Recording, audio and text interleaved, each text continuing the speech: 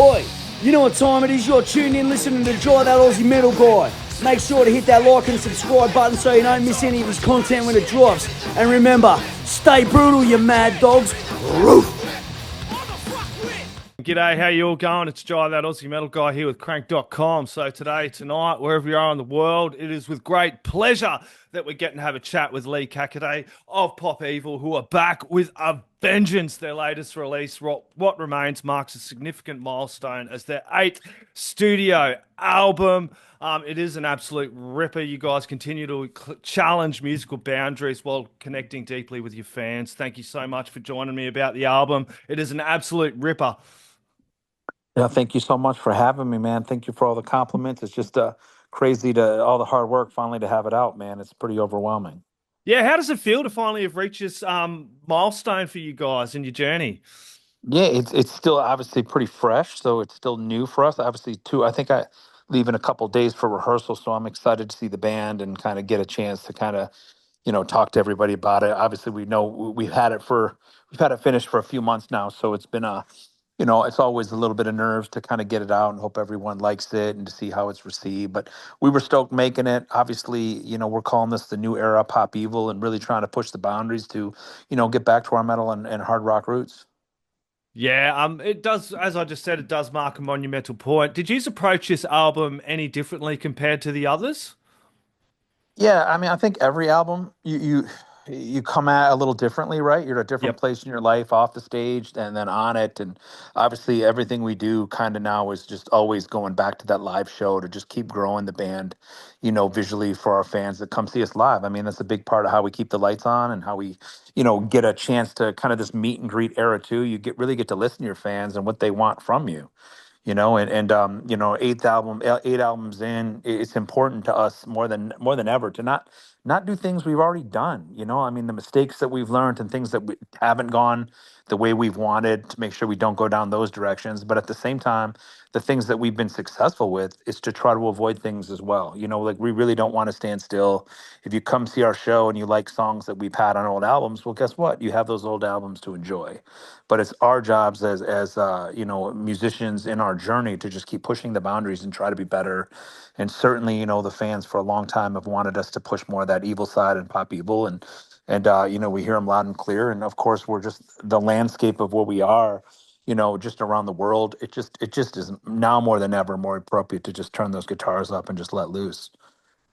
Yeah, well, this album, it does have a very cathartic feel to it. For me, it was the tracks are absolutely unreal. And it just hit this point in my life where I've just gone through this massive turmoil and change. And for albums like these, especially this What Remains album, I found a very cathartic album, and it does kind of explore those deeper personal themes of resilience and healing. Can you tell me a little bit about, how this album and kind of what shaped the lyrics and your vocal delivery for it? Yeah, I love hearing that it's resonated with you. That's huge because it was a very therapeutic thing for me. There's more of my personal journey and struggle on here than ever been before on any Pop Evil record. I may have shown glimpses of it, but I think again, being more confident and comfortable with just me being a little further in my career, it was just important to me to kind of to let loose and really search that just what has my soul been harboring all these years, with what I've dealt with, it just being in this business, what I've dealt with just with my personal life. It just was important, with the support of the band, mind you. Finally, for the first time in my career, just the band's is such a good place. We're really supportive of each other. I think COVID really woke all of us up to just be like grateful of each other in a way, So it was just, I think it was just kind of some of those variables that led me to kind of push. And What Remains actually was the first song that was written that kind of started everything on this album. Hence why I really felt like it was important to me to name the album after the song because I've never felt more like attached to a song in my career that just really felt like it enabled me to spew out anything else that I had been holding in, and it just really led to, like I said, just kind of therapy sessions in here and just getting, when the band early on was like, look, you need to keep pushing this. It's okay that you're writing about it, just keep going. Once I kind of had their blessing, it was important to me to just kind of create an opportunity for me to hopefully speak and translate that to paper and pen and put it on or put it in a recording form to maybe help someone else down the road.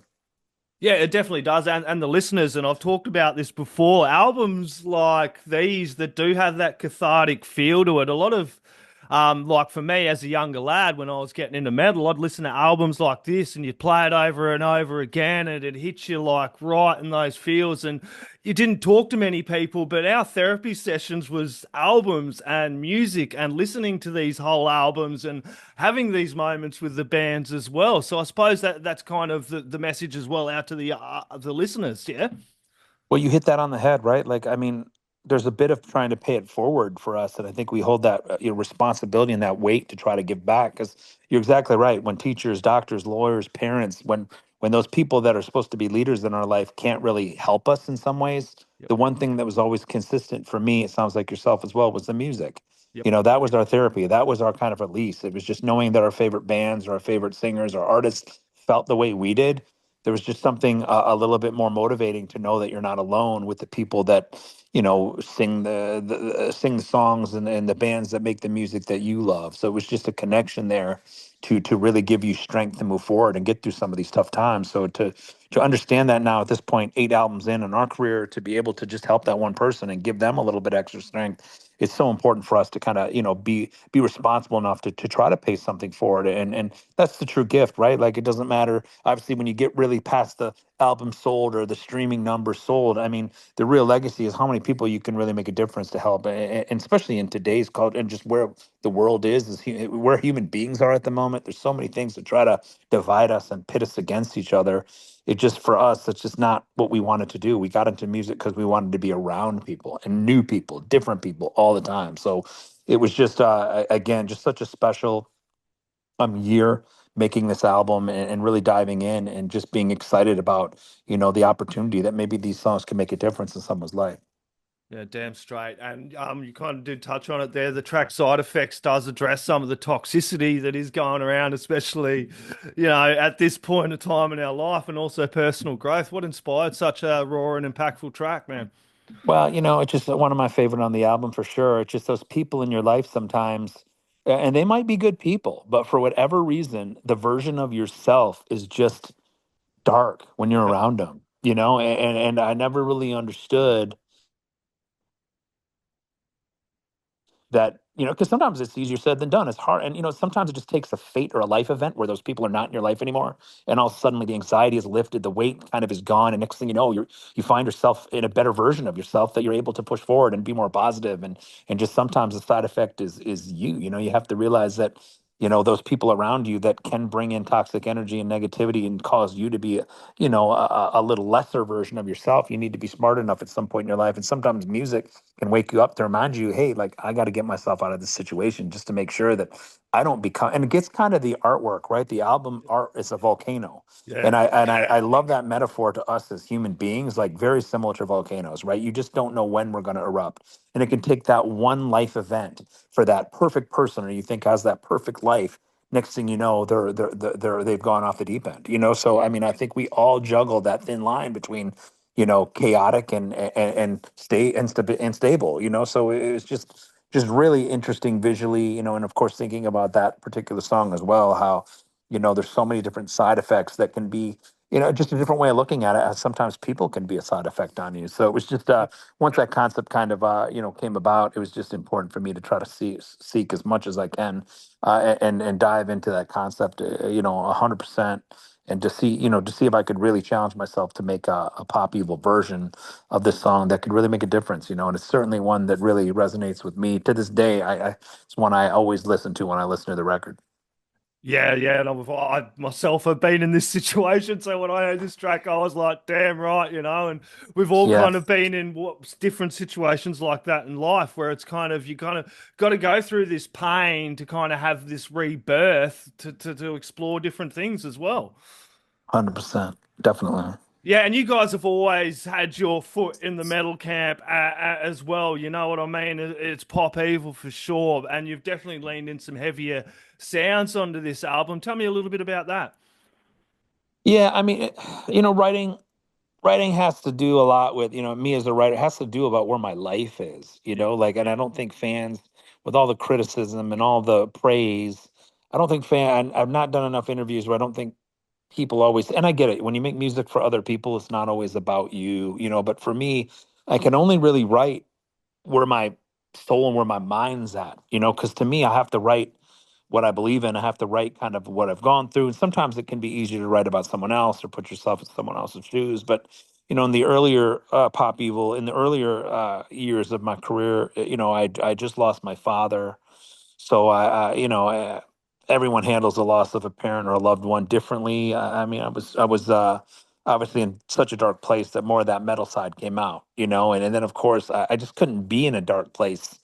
I couldn't be there. I mean, I had to take myself into more of the light, right? I had to be more positive, just Yep. for my own sanity, man, just to keep doing it, And then, of course, you throw in the struggles of just being an American band, trying to make it on the scene. I mean, it's so much competition, especially when we came up, even to this day. So it was just, just the struggles and trying to juggle, your health issues in those days. I mean, we came up in this party era of rock and roll touring, and now all of a sudden we were growing up in this era that was now healthy, right? Yes. From the grocery stores to Coke soda zero now, Coke Zero or whatever it was. It was like that was never around. It was no one was caring about your health, right? It was just how drunk you could be or hungover the next day. That was kind of the cool, right? That Yep. suddenly that's not cool anymore. No one wants to do that because all you're doing is fighting with each other, and you're doing everything. All that does is just take you away from the music, right? So more of the alt. I mean, songs like Footsteps and Be Legendary. There's a lot more uplifting that I needed to kind of put myself in that zone. You know what I mean? Just to kind of just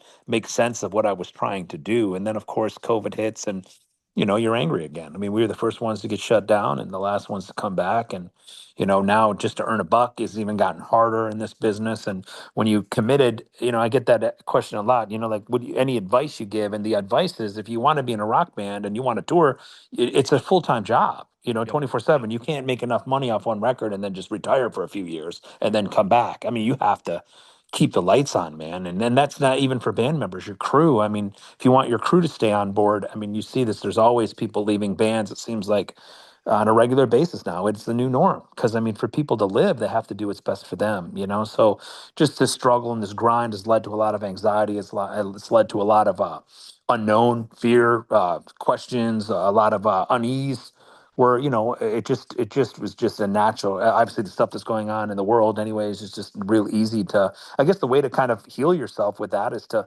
listen to heavier music, man. Pick up those guitars. I want to hear more guitar crunch, almost sometimes more than I want to hear melody now. You know what I mean? So obviously now being in a position where the band's at, you talk amongst yourselves, and you kind of see where you want to be. But we knew even just before COVID that we were gonna get a little bit heavier and try to take.